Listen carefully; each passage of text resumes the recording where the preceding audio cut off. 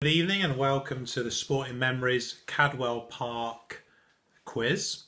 So tonight is the quiz answers. Last night we did the quiz. I'll read through the answers like I normally do, and then what I'll do is I'll give the answer. I'll give a bit of background where I can, and hopefully that'll get some feel-good memories flooding back to you. So number one was a nice easy start. What anniversary did Cadwell Park celebrate in 2019? And the answer was its 85th anniversary, making it one of Britain's oldest circuits, interestingly. Originally started in 1934, the then owner Charlie Wilkinson. They did hold a bike race meeting the year before, 1933, but it officially began as the circuit in 1934. So now we're into the 86th year. So a real old circuit, a lot of nostalgia. So that's question number one. Number two, what is the nickname that has developed over the years for Cadwell Park's track? What do people fondly call it? And that was question two. And the answer was, yep, the mini Nurburg ring.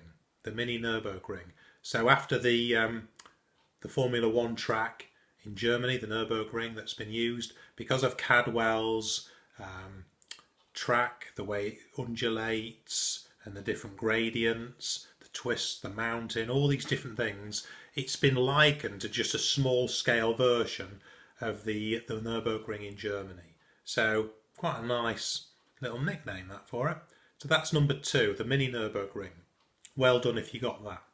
Number three, a little bit harder for you this one. The Coronation Day race at Cadwell in May 1937 had to be cancelled due to poor weather. No surprises there. So which monarch's coronation was that race day celebrated? And the answer that we were looking for was King George VI and Queen Elizabeth on the 12th of May 1937. That's the coronation. So of course this was the king who had to step up because his brother abdicated in that famous abdication speech to marry Wallis Simpson. And interestingly, that coronation on that day was the big event really of early television. And it was the first true outside broadcast using a mobile control van. So King George VI and Queen Elizabeth was your answer to number three. Number four, another bit of interesting British history here. Cadwell was closed during the war years, but in which year did it finally reopen? Well, it reopened on Good Friday 1946. Yeah, quite early, isn't it? Good Friday, May 1946, with crowds of between 12 and 15,000 people, making it England's first post-war motorcycle race. So another claim to fame. It reopened after the war and became Britain's first post-war motorcycle race. So it's another claim to fame for Cadwell Park. That's number four. Number five, early 50s now. The early 1950s saw the circuit extended to what new distance? Well, it was moving up now to 1.25 miles. And this new first circuit was used on August Bank Holiday Monday, the Bank Holiday Monday in 1952. 1.25 miles is your answer to number five. Number six. The circuit's first car race was held in 1953. Which class of racing car was this? And the answer is it was the 500cc Formula 3 class. The 500cc Formula 3 class. Cadwell continued to host Formula 3 till around 1984, and in those years some of the sport's top drivers tried their luck at Cadwell. So number 6, 500cc Formula 3 class. Number 7. In the early 60s, another piece of land was purchased by Charlie Wilkinson to extend the track further, but he needed some help from a local MP. Which local MP helped in the purchase of that land?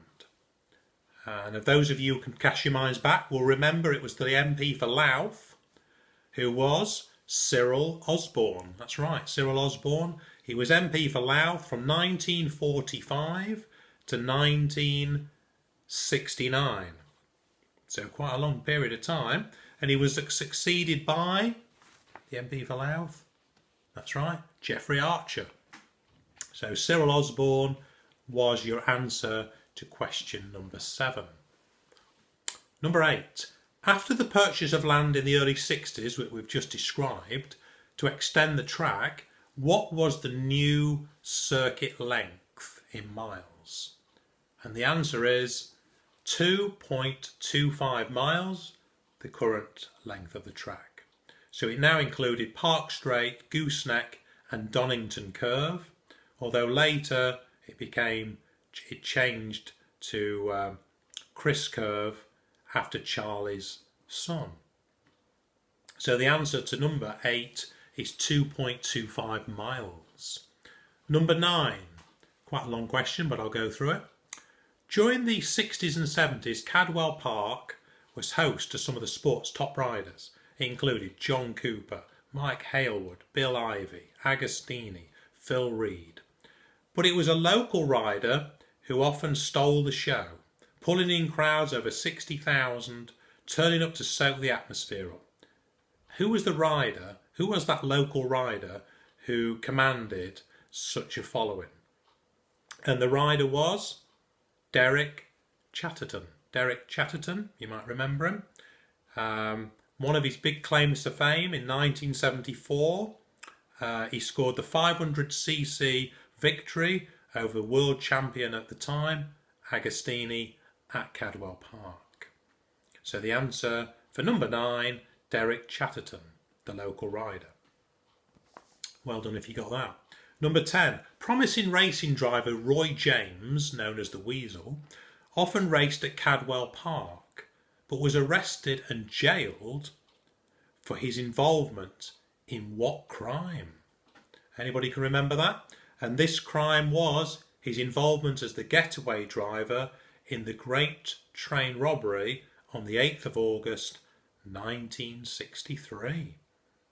So he was the getaway driver, and the police finally got their man after a rooftop chase. He was handed down a 30-year sentence, of which he served 12 years. I was reading about the actor Jim Broadbent, who remembered going there as a young teenager, watching Roy James in his Brabham getting victories and racing, etc. So must have been quite a surreal time during the early 60s when that happened. So the answer to number 10 is the Great Train Robbery that happened in 1963. Number 11. In the late 80s, and after over 50 years as its custodian, Charles Wilkinson sold Cadwell Park to who, or what company? He sold it to John Fulton of the Brands Hatch Leisure Company. He sold it to John Fulton of the Brands Hatch Leisure Company. So in 1986, John Fulton bought Brands Hatch, Alton Park and Snetterton circuits and established Brands Hatch Leisure. The following year, 1987, he acquired Cadwell Park before Fulton himself died testing a McLaren at Silverstone. So the whole circuit's then passed on to his wife. So yeah, a sad ending really from John Fulton. So the answer to question 7 was John Fulton and the Brands Hatch Leisure Company. Number 12, in the same theme of purchasing the park, in 2004, which former racing driver was involved in the purchase of Cadwell Park? I'm sure you'll know that this was the Formula One driver Jonathan Palmer with his Motorsport Vision company. Also getting Brands Hatch, Allerton Park, Snetterton. He immediately implemented a whole improvement of the venue to what we see today. So number 12 was Jonathan Palmer and the Motorsport Vision company. So well done if you got that one. Number 13, a little bit easier for you this one. What's the name of the area of the track where cars and bikes can become airborne? What's that name? It is, of course, the mountain. And I'm sure many of you have seen cars, bikes flying through the air at the famous Cadwell Mountain. That's 13. Number 14. Due to the sewage crisis back in 1956, Cadwell Park had a dope-only meeting. Many riders, though, had to convert their engines to run on what? So, of course, the answer to this one is alcohol. They ran their engines on alcohol. The sewage crisis, if you can cast your mind back, threw the world into chaos, really, in terms of getting the oil out of the Middle East area so we could refine it into petrol. So it put pressure on things like engines, racing drivers. So Cadwell had its very own, let's run your engine on alcohol. So that's quite an interesting one from the past. And finally, number 15. In more recent years, the British Superbike Championships have been one of the biggest events at Cadwell Park. Which local lad won the 1991 British Superbike 750 Time Trial Formula One Championship? And if we go back into 1991, we'll find it was Rob McElhenney.